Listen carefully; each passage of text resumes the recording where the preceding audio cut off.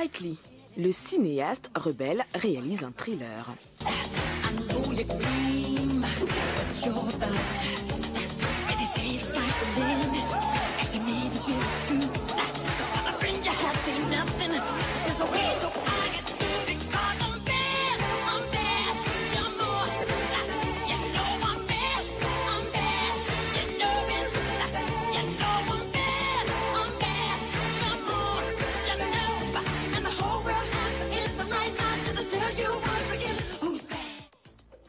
Après le documentaire Bad 25 qui rendait hommage à l'album Bad de Michael Jackson, le réalisateur Spike Lee revient derrière la caméra et signe son premier thriller baptisé Old Boy.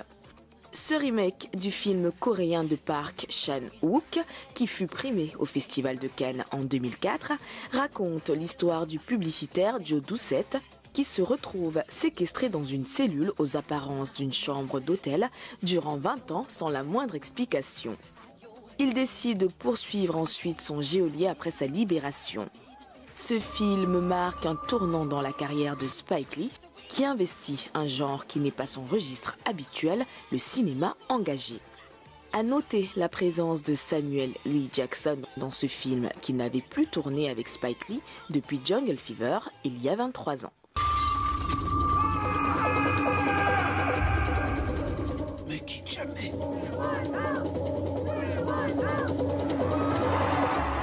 Votre père a disparu depuis 20 ans. Si j'avais le pouvoir de le faire venir, vous pourriez lui pardonner? Je pourrais essayer.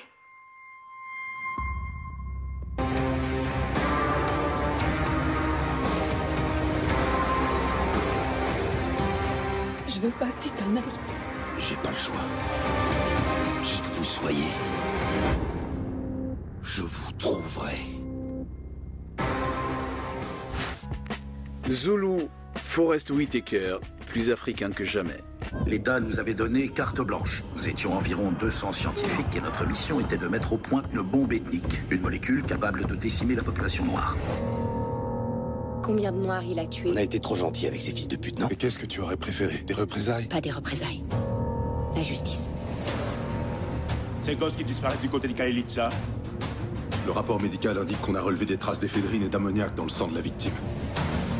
On cherche un type, un dénommé Stan.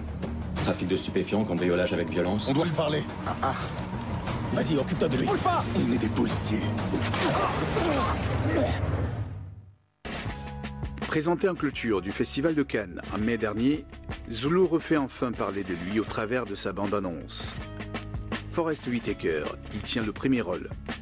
Après des extraits mettant en avant l'action, on découvre enfin les enjeux du film adapté du polar de Karel Ferré. Une drogue fait des ravages en Afrique du Sud et deux policiers chargés d'enquêter sur un meurtre particulièrement sanglant vont rapidement découvrir que le crime est lié à cette substance. Pire, ce produit qui a tué des milliers de personnes aurait été créé en plein apartheid comme bombe ethnique visant particulièrement les Noirs du pays. Une découverte qui révolte les deux hommes qui ne sont pas au bout de leur surprise. Forest Whitaker, amaigri, plonge peu à peu en plein cauchemar aux côtés d'Orlando Bloom qui incarne son jeune coéquipier. C'est Jérôme Salle, le réalisateur des Largo Winch, qui s'est chargé de la mise en scène du film, à découvrir. Il m'a traité moi d'épave. Et qu'est-ce que tu lui as dit? J'ai menti. Je lui ai dit que t'étais pas totalement une merde. Kruger a raison. Je suis qu'une épave. Ça lui va bien de dire ça, Kruger. Tu vas pas recommencer, Claire. Est-ce que je dois te rappeler l'unité C10? Il en faisait pas partie pendant l'apartheid? C'est Kruger qui m'a fait nommer capitaine. C'est super. Mais combien de noirs il a tué et torturé à Vlad Place? Me dis pas qu'il faisait pas... On a décidé qu'on serait capable de vivre tous ensemble. Le passé, c'est le passé.